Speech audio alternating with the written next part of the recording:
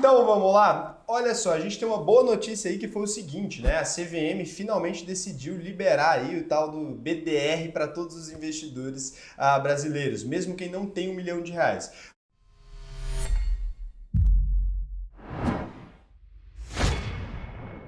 Antigamente os BDRs eram ali exclusivamente para investidores qualificados, né? E por isso vocês me perguntavam ali, eu incluí alguns BDRs na conta do investidor Sardinha para mostrar para vocês como é que funcionava e tudo. E as pessoas sempre me perguntavam, nossa, por que não aparece na minha corretora? É porque investidor qualificado é quem tem mais de R$ 1 milhão investidos, tá? Então quando você tinha mais de R$ 1 milhão investidos, você tinha acesso ali aos BDRs, né? E aí as pessoas sempre ficavam me perguntando e acabou que a CVM tomou essa decisão e ontem, no dia 22, foi liberado então o investimento em BDR para qualquer investidor brasileiro, né? O que são os BDRs para início de conversa? Os BDRs, então, eles são os Brazilian Depositary Receipts, né? Muito parecido aí, se você já investe no mercado americano, você sabe, com os ADRs, né? Que são os American Depositary Receipts, né? O Brasil copiou esse sistema aí, que é o seguinte, ele te possibilita investir pelo Brasil em uma ação de outra empresa que não esteja listada no Ibovespa, né? Para a empresa estar aberta na Bolsa de Valores brasileira, ela precisa estar listada, então, no índice Bovespa, precisa estar acessível aqui. Então aí numa tradução literal, né, para você conseguir entender melhor o que é isso, seriam os recibos depositários brasileiros, né?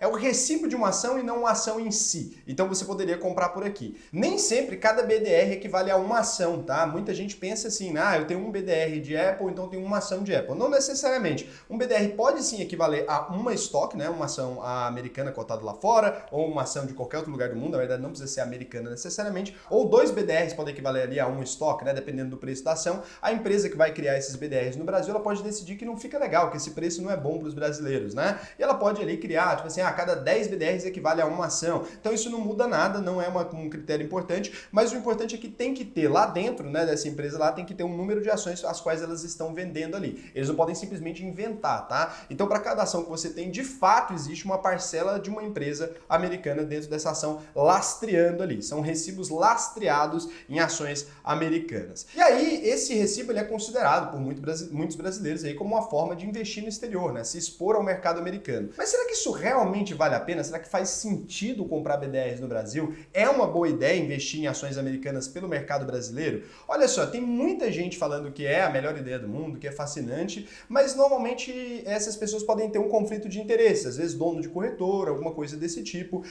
Não é ruim o BDR, tá? Também eu vi muito outro lado falando, nossa, é absurdo vender isso. Não é, os BDRs não são investimentos ruins, eles têm pontos positivos e pontos negativos. Eu decidi aqui então, em vez de te falar, né, se isso é negativo ou positivo, se dá uma decisão para você, eu decidi numerar aqui cada ponto positivo e cada ponto negativo, na minha opinião, de ter BDRs, tá? Lembrando, aqui na carteira do canal eu coloquei BDRs no início porque eu achei que ficaria mais acessível, eu mostraria tudo para vocês em um único aplicativo. Eu não devo colocar mais BDRs na carteira, inclusive vocês repararam que eu parei de colocar, porque o aplicativo que eu uso para mostrar a carteira para vocês, que é patrocinador do canal também, ele vai incluir as stocks, então não vai fazer mais sentido para mim usar BDRs, tá? No começo fazia sentido, porque eu colocava os BDRs lá e vocês conseguiam visualizar o todo, né? E não é uma coisa que crie um problema tão grande assim como eu vou mostrar para vocês aqui. Existem diferenças, existem desvantagens e existem vantagens também entre investir direto nos Estados Unidos e investir por meio de BDRs. Eu vou transparentemente aqui, sem nenhum interesse, juro pra vocês, ninguém me pagou pra fazer esse vídeo aqui, nem de ponto positivo, nem de ponto negativo.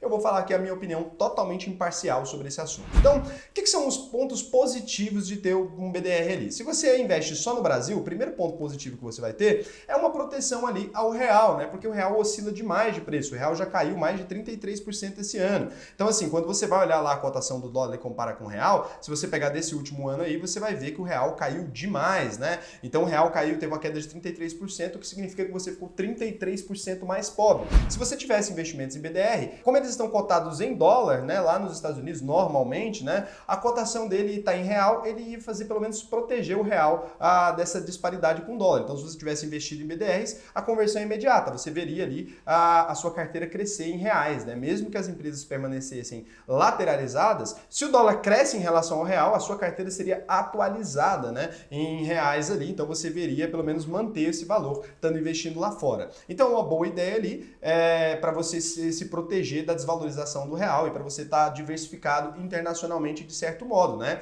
É uma forma de diversificar internacionalmente. Além de você ter ações de uma empresa americana ali, né? Querendo ou não, os BDRs eles correspondem a essa ação, mesmo sendo só um recibo, ele ainda está cotado em real, o que é muito legal para quem não tem investimentos lá fora ainda começar. Eles pagam dividendos ali, tá? Assim como as stocks. Então os BDRs, eles não tem muita gente fala às vezes que BDR não paga dividendos. Não é verdade, eles pagam dividendos normalmente, mesmo sendo apenas um recibo de ação, você vai receber os seus dividendos ali, a empresa recebe e transfere esses dividendos para você. E a maioria deles, tá? Tem alguns BDRs que não pagam dividendos, mas os que não pagam, eles já reinvestem o valor. Então você também não perde esse dinheiro, né? E como a maioria de vocês ainda está na fase de construção de patrimônio, isso aqui seria um ponto positivo. Você vai receber os dividendos ali, você vai receber em reais, né? Direto na sua conta da sua corretora brasileira. Isso é uma vantagem muito interessante. O terceiro ponto, e aqui pega muito para quem é iniciante, né? As pessoas vão ter um imposto de renda simplificado ali. Você tem uma declaração só da sua única corretora ali que você poderia declarar esses BDRs ali facilmente no seu IR sem ter uma dificuldade de ter que baixar o GCAP, né? Sem ter que fazer toda aquela coisa que a gente sabe que tem que fazer para declarar ações no exterior.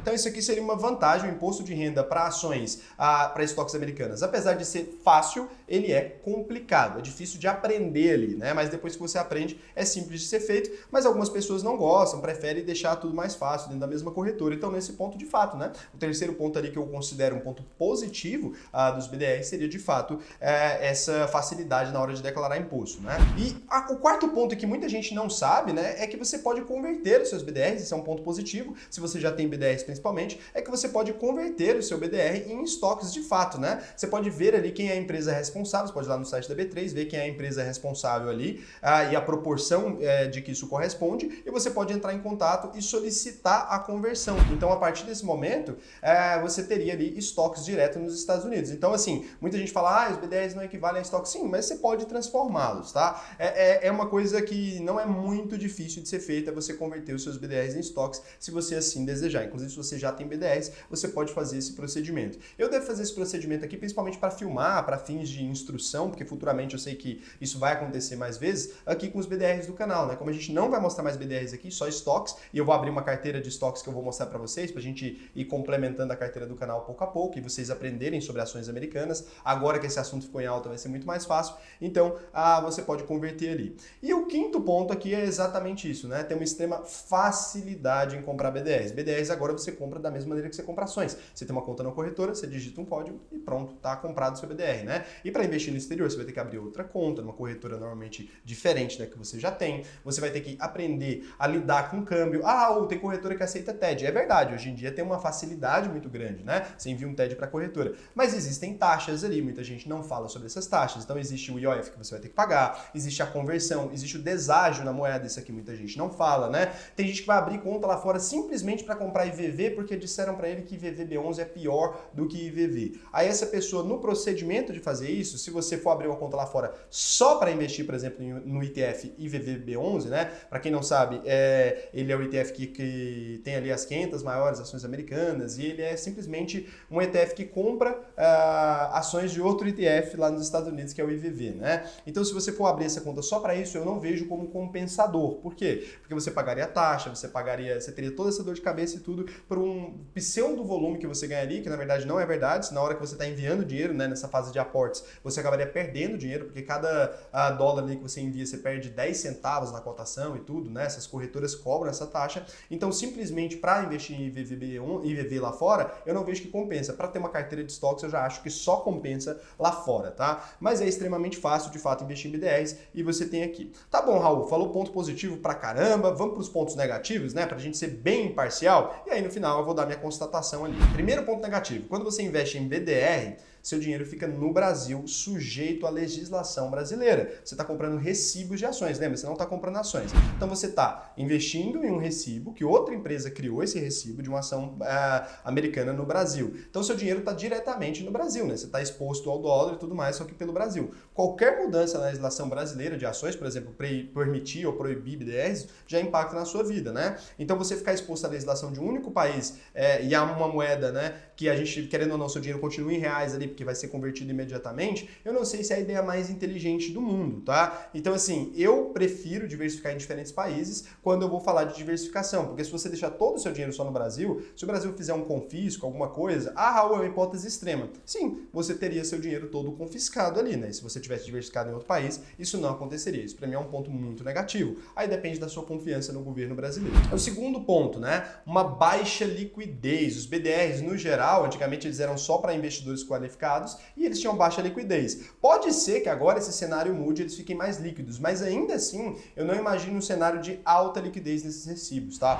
As pessoas negociam muito pouco BDR ainda e deve demorar esse processo de educação começar. Então, na hora que você vai vender ali os BDRs, cara, é uma bela dor de cabeça. Se um dia você precisar vender um BDR, você vai entender. Você, às vezes, tem uma diferença de preço muito grande negociada no broker, porque tinha poucos investidores qualificados. Talvez agora essa situação se melhore. Então, essa desvantagem aqui pode ficar reduzida no futuro, né? O terceiro ponto aqui, né, é a baixíssima variedade, tá? No Brasil, a gente tem ali mais ou menos 647 BDRs, né? No mercado americano, você tem mais de 4.000 empresas listadas, só tem 647 BDRs no Brasil. Além disso, lá você tem mais uma infinidade de ETFs ali que não existem no Brasil. Se você se expor ao mercado americano, você consegue ter acesso a ETFs do mundo inteiro, basicamente, que tem exposição no mundo inteiro, né? A Alemanha, tudo quanto é coisa, países emergentes, você consegue investir na dívida de qualquer país. Então, esse ponto, se você tiver exclusivamente aqui no Brasil, você vai conseguir investir nas empresas mais populares americanas, mas você nunca teria acesso a esse tanto de coisa. E nos Estados Unidos, você ainda tem acesso aos ADRs, que seriam ali recibos de empresas japonesas, alemãs, de toda a Europa no geral, do Brasil, inclusive, você tem ali. Então, você tem uma variedade muito maior. Nesse ponto, para mim, pega muito, porque tem vários ETFs ali nos Estados Unidos que são extremamente inteligentes, né? Você também tem os REITs ali, né? Que são as espécies de fundos imobiliários americanos. A gente já até fez um vídeo aqui em cima sobre eles. Então, a baixíssima variedade de BDRs no Brasil é complicado para mim, tá? O quarto ponto ali são as taxas cobradas, tá? E aqui é de fato uma coisa que pode atrapalhar na sua bolinha de neve, né? Quando a gente fala ali que o ETF, que o BDR paga dividendos, ele paga.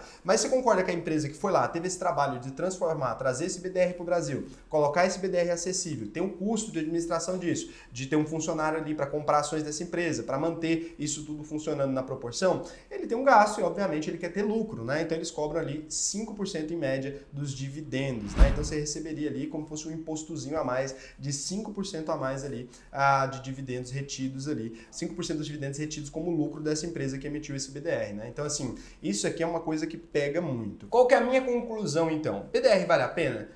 Depende do seu perfil de investidor. Olha só, se você já é uma pessoa que não está afim de fazer isso aí tudo, se você é uma pessoa já talvez mais de idade, não quer ter essa coisa de declarar GCAP, não quer baixar essas coisas, não quer aprender, o que eu acho extremamente errado, cara, vai de BDR que é melhor que nada, tá? Agora, se você é uma pessoa que quer fazer direito, quer fazer bem feito, não tem como, cara. Não tem como ninguém falar que BDR é melhor que estoque, tá? Você está tendo direto uma ação americana de verdade, você está diversificando entre países, você está diminuindo o seu risco da exposição só no Brasil. O BDR, querendo ou não, é Brasil, tá? Ele pode até estar acompanhando uma moeda, mas ele não é dolarizado ali. Então, numa crise muito feia, pode acontecer um problema, pode acontecer uma mudança da legislação. A gente sabe como funciona o Brasil nesse sentido. Eu acho que estoque é muito mais coerente, faz muito mais sentido. Então, eu tenho, particularmente, estoques na minha carteira. Eu coloquei alguns BDRs no canal. Eu pensei em seguir fazendo isso. Eu ia fazer isso por um tempo. Por quê? Porque simplificava para vocês, né? Vocês olharem ali e entenderem ali. Mas logo nos 2 meses que eu fiz alguns aportes ali, eu coloquei, acho que se não me engano, só Facebook e Sony, já decidi não fazer. Aí eu conversei com a galera do Gorilla, eles me falaram, olha, a gente vai pôr na carteira para você poder acompanhar e tal. Eu falei, nossa, bem melhor, né? Nesse caso, eu decidi continuar aportando lá fora. Eu vou criar uma carteira só para o canal de estoques, tá? Não vou pegar minha carteira de estoques e mostrar para vocês. Não é isso que eu vou fazer. Eu vou criar uma carteira que complemente essa. Essa carteira do canal é do canal também. E agora ela vai ter investimentos no exterior também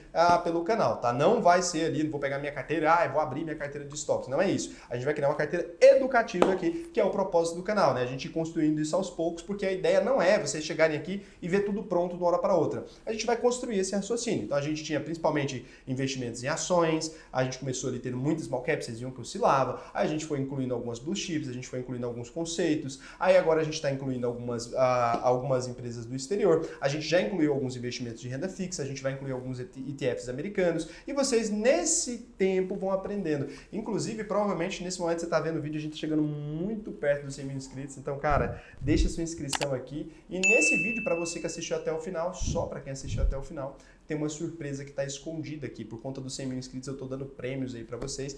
Tem uma imagem aqui que está escondida e nessa imagem, se você encontrar, você vai me mandar um print lá no meu Instagram, tem que estar me seguindo, se não tiver, não recebe, @oraulsena, do que você encontrou. O primeiro a encontrar ganha. Ah, Raul, como que eu vou saber se eu for o primeiro? Vai nos stories, gente. Eu não consigo responder todo mundo, tá bom? Então, um beijão para vocês. Muito obrigado pela audiência de sempre e até amanhã.